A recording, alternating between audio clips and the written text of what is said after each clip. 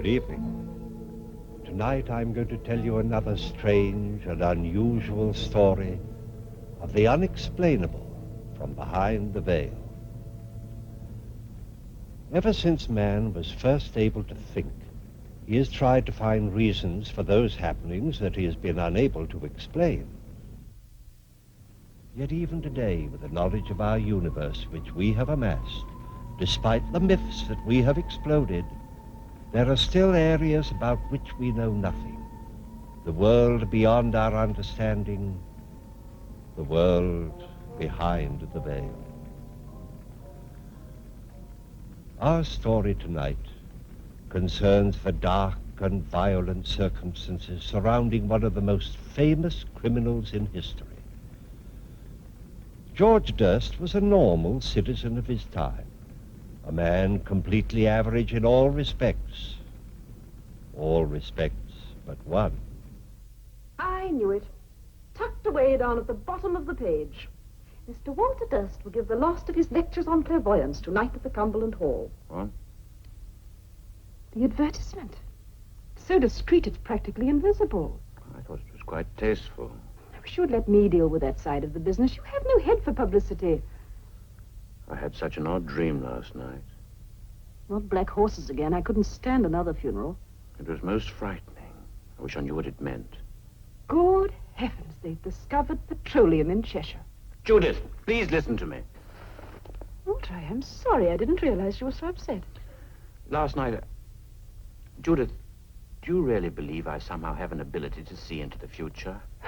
Good heavens, dear, we know you do. I mean, some people are left-handed, others have perfect pitch. It's happened before, hasn't it? Time after time. The fire in the hotel at Bournemouth, the diphtheria epidemic. Walter, what is it? Judith, last night I saw a murder done. Why must it happen to me? Why not to someone who understands these things? I don't want it. Now, Walter, don't be so foolish. We have to make a living, dear, and I'm not sure that you'll be very good at anything else. I was so frightened last night. Then why didn't you wake me? You were so sound asleep I didn't like to. Just after I went to sleep, a most odd feeling, as though something were trying to get inside my head, something pushing and probing, and then an odd sound like nothing I'd ever heard before, and then the picture. Misty at first, the buildings all blurred, and then, all at once, it came quite clear. I was walking along a darkened alley in the East End. There was no sound. I could hear nothing but my own breathing. I wanted to save the woman, and at the same time I knew I couldn't stand to see what was happening.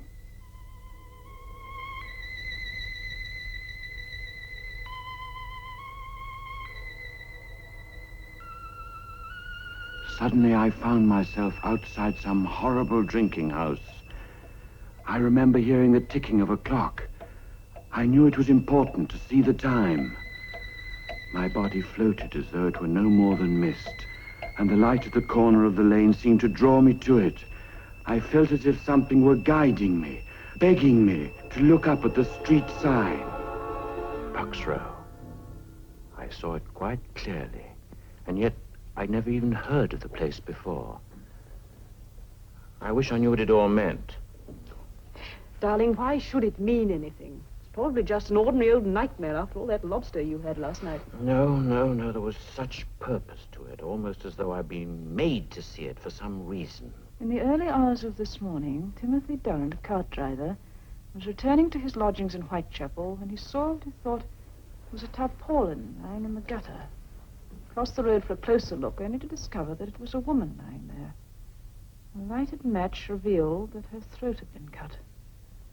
The body has been identified as that of Mary Nichols, 42, a woman of unfortunate reputation, who had last been seen alive but very drunk just before 2:30. The police surgeon has stated that in addition to the throat wounds which caused death, the body had been almost completely... Does it say where it happened? Yes. The body was found in Bucks Row. The doctor also stated that, in his opinion, the crime had been committed by somebody with considerable knowledge of surgery. Yes, the surgeon's knife, the scalpel. And moreover, it was the same person who brutally murdered Martha Turner 3 weeks ago on the night of August the 7th. An inquest is being held. All the details. Walter, you've got to go to the police. The police? There can't be any motive for killing these terrible women, so the man is probably mad. Don't you see there may be more murders? And more dreams. Walter, think what it would mean if you could go to the police and tell them exactly when and where the next killing would be. No, I won't have any part of it. It's nothing to do with me. Walter, that is a disgraceful attitude. The seeing of justice done isn't merely the business of the police. It's the responsibility of every member of the community. Why, it might mean the saving of countless young lives. Oh, they were hardly young. Walter, it is your duty to go to the police. All right. I suppose you're right. As usual. And, darling, think of the publicity.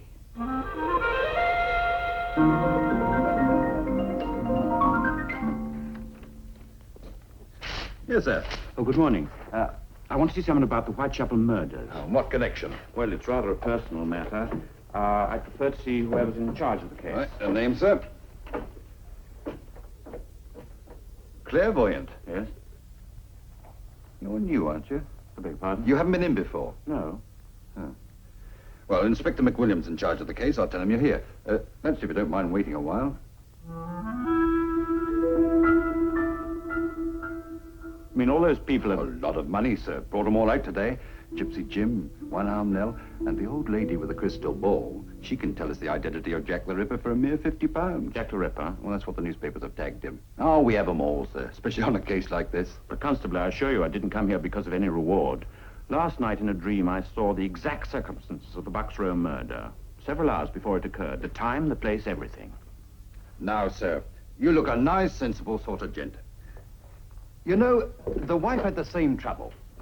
Wake me up in the middle of the night, she would, just to tell me about these here dreams, so I got her some stuff called slumber pills. Only a cheap medicine, you know, but efficacious. Very efficacious. Never had any more trouble with her since. Thank you, Constable. I assure you will have no more trouble with me either. Good morning. Emily, don't lag behind. I wish to see someone about Jack the Ripper. My little girl has some information I know will prove invaluable. Have a seat, It Mama. happened yesterday afternoon during my usual Tuesday seance.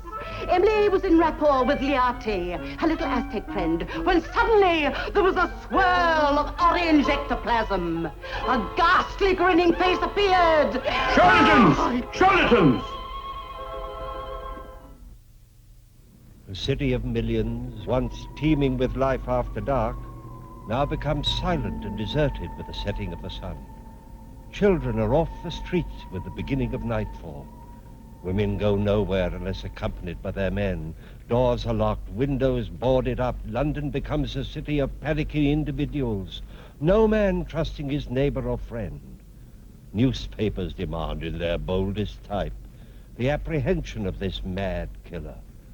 The rewards mount. Every available police officer is on duty. Groups of men, self-appointed vigilante committees, hunt through dark streets and back alleys. But to no avail. The man they seek might well have been a ghost.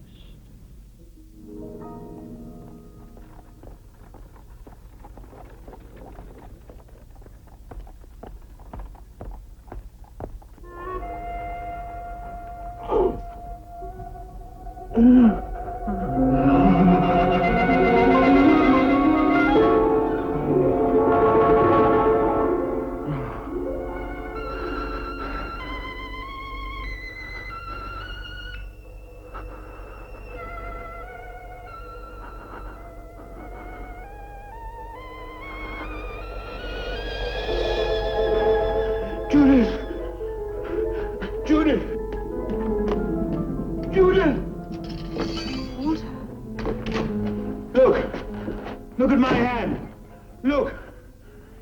It happened again. Quite suddenly. I saw the body. He'd cut an ear off. It was lying in the gutter. I picked it up. You see, the blood's still on my hand. Walt. No, I won't wipe it off. They can see it at Scotland Yard. It's a manifestation. They'll have to believe me. Walter, it's your blood. You must have What? dug your nails into the palm. No. I saw it, though. There was a red flower in her dress.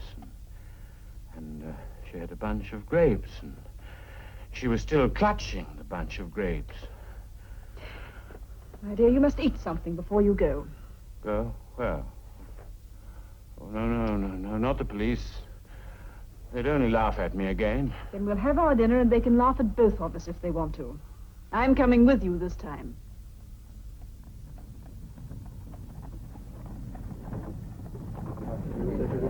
First, please, thank you. 2 pennies. Yes, madam. First, please. I think I've got some pennies. Change at Oxford Circus and take... What? He's here. I can feel it. Somewhere quite near. Oh, what are you talking about? Jack the Ripper. He's here on this bus.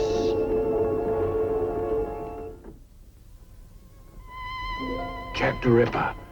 He's here on this bus. Where? I don't know, but I can feel the vibrations.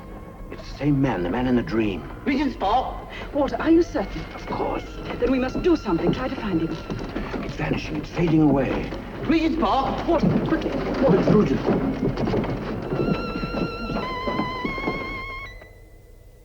No, Judith. It's madness. It's too dangerous. There, going into the park.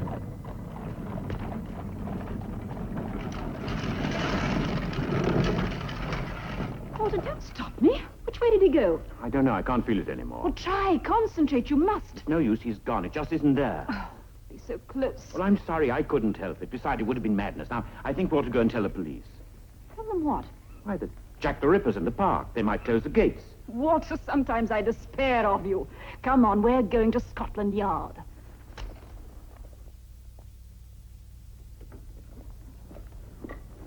Oh, I didn't expect to see you here again, sir. I want to see Inspector McWilliam, isn't it? He's busy. We're trying to find someone called Jack the Ripper. Perhaps you've read about it. The constable. Walter, let me. Constable, today is the 30th September. It is? And it may be remembered as the day that Jack the Ripper committed his 4th murder. That is, if you just stand there and do nothing to prevent it. Ma'am, I had my orders, that's all. But please, you must let me see the inspector now. This afternoon, I had a vision of a murder that I know is going to take place tonight. You must understand, we can stop it, otherwise the blood will be on my hands as much as... Walter.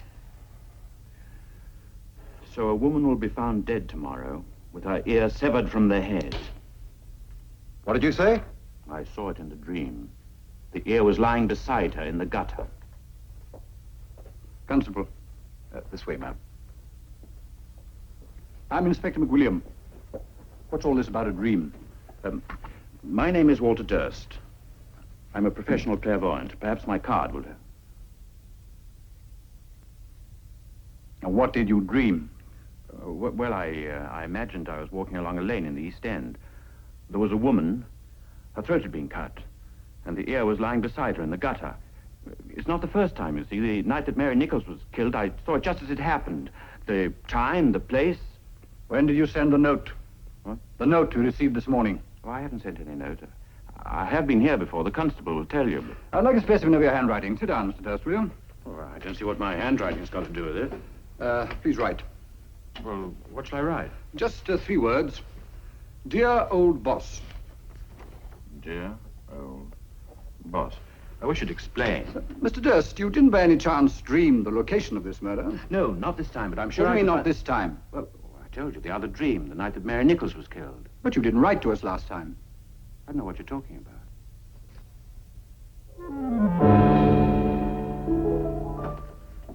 Then you must believe me, Inspector. I told you that I saw it. No one knew of this letter except the men in my office and the man who wrote the letter. Did you write this letter? No, I didn't write it. I didn't. Judith! Judith! You will be kept in custody until we can make further investigations in the morning. Please let me go. Don't you see what you're doing? Listen up.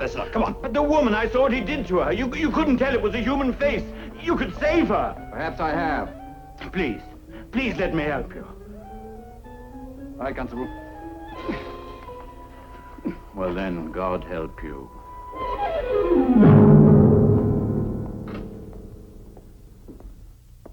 What time is it? Are you still awake? The time, please. They took my watch away. Oh, I don't know. It's a bit after 1. You'd better get some shut-eye. Not this night.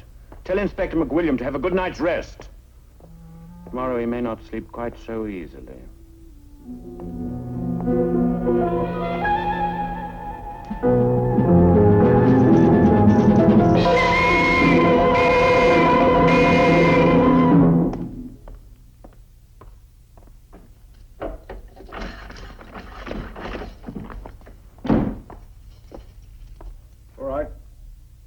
see you at the yard. Can you hear me?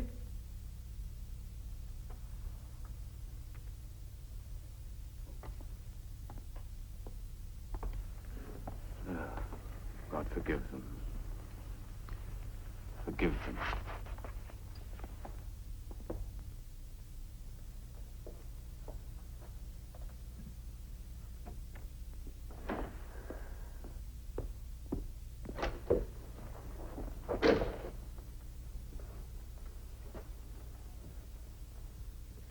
So it happened.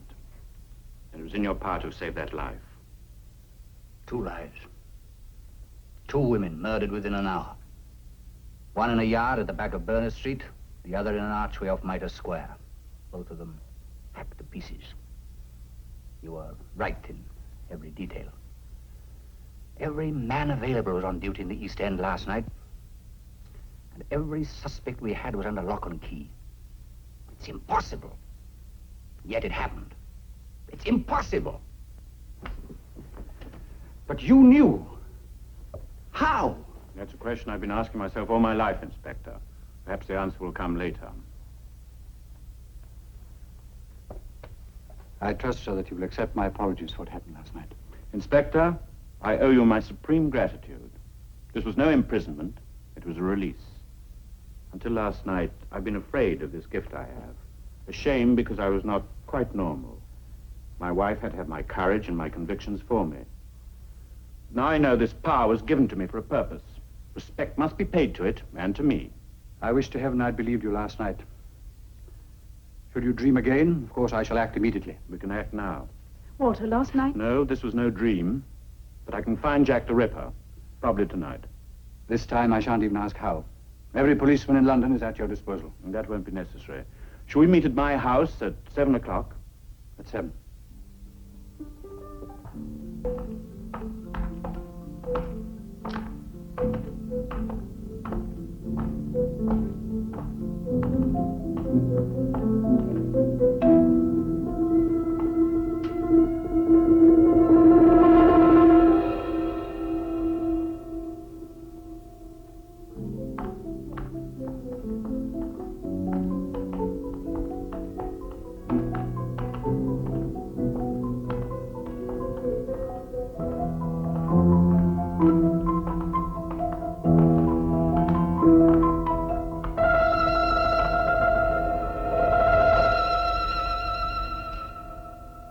This is where the Ripper lives.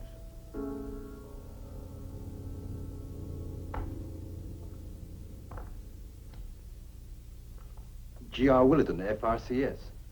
Do we knock? I don't know. I don't think we can wake them at this late hour. This is where he lives.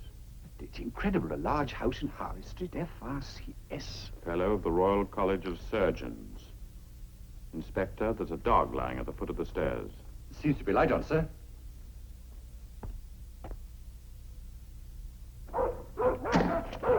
Hagen. Hagen, be quiet. Stop barking. Yes, what is it? We're from Scotland Yard. I'd like to speak to Mr. Willardon. Who is it? Mrs. Willardon? Yes? I'm Chief Inspector McWilliam, Mr. Durst. I'm sorry to disturb you so late, but we should like to ask you a few questions. I must ask you to leave. It is very late. Mrs. Willardon, this concerns the Whitechapel murders. It would be very easy for me to get a search warrant. The police? Mr. Willardon? No. My name is Hatherley. I am Mrs. Willardon's doctor. May I ask the reason for this visit? I would like to see Mr. Willardon. That's impossible. Will you come into the library, gentlemen?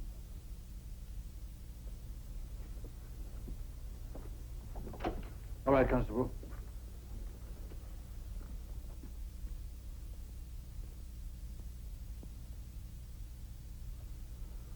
The funeral is tomorrow. I'm sorry, Mrs. Willardon. When did this happen, Doctor? Cerebral hemorrhage late yesterday afternoon. You can understand why Mrs. Willardon is very distressed. I should like to see inside. Inspector, this is outrageous. I insist you take your men and leave this house instantly. Did you sign the death certificate, Doctor? I did. May I see it, please? It's not here. It's at my surgery. Why did you come here? We have reason to believe that your husband knew something about the Whitechapel murders. Why? I am not at liberty to say. You think he's Jack the Ripper? Mrs. Willardon, I'm here to ask questions, not make accusations. This is a strange... Did you notice anything unusual about your husband's behavior these last few weeks? Mr. Willardon has been I'm ill for some... talking to Mrs. Willardon. Will you please answer my question? You know, don't you? You know. Myra. Of course they know. Don't be such a fool. Why else would they have come here? They followed him. They saw the blood. Blood? Mrs. Willardon is hysterical, you understand? What blood? He was wearing his new coattails, wasn't he? I was standing on the stairs when he came in. The blood. All over his white waistcoat. Myra, I beg you. It doesn't matter now. I don't want the secret any longer. Why didn't you tell the police? He was my husband. I loved him very much once. He was so gentle then. Seems quite a long time ago when he had to give up the practice. It was terrible seeing the change in him. I wonder what made him do those things. One day I heard Pagan screaming down here in the library. He wasn't allowed in here at all. When I came in, he was sitting just over there, biting at his paw. There was a hatpin right through it. He used to love the dog so much, too. And there were the bats. You know that he paid boys off the street to catch bats for him. They'd bring them in a bag to the back door. I saw once what he did with them. He dipped them in paraffin and lit them so that he could see the poor burning things go flapping round his head, and he'd clap his hands and laugh like a child. Then at night, he began to go out.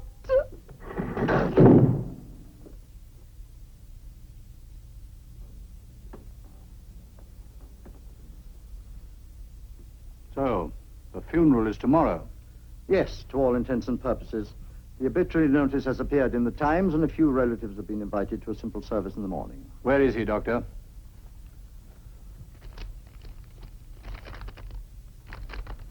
A certificate of insanity. Yes, Willardon was sent this morning to an insane asylum outside Edinburgh. May I keep this? You will find it registered and in order. You realize what this means? Yes, of course. Yes, once certified and committed to an institution, a person is beyond the jurisdiction of the courts.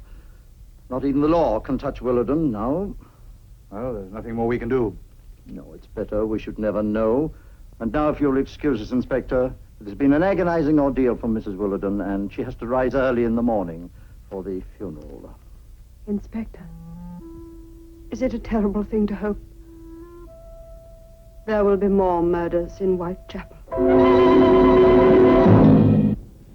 Dr. Willardon was beyond the reach of English law. His guilt or innocence could never be proved. But strangely enough, the slaughter in Whitechapel ended that night.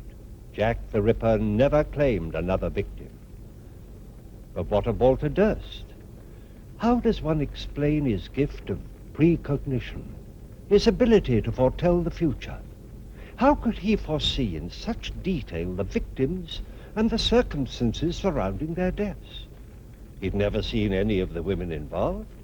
He'd never even been to the places where they met their death. And most of all, how was he able to lead the police to a man he did not even know existed?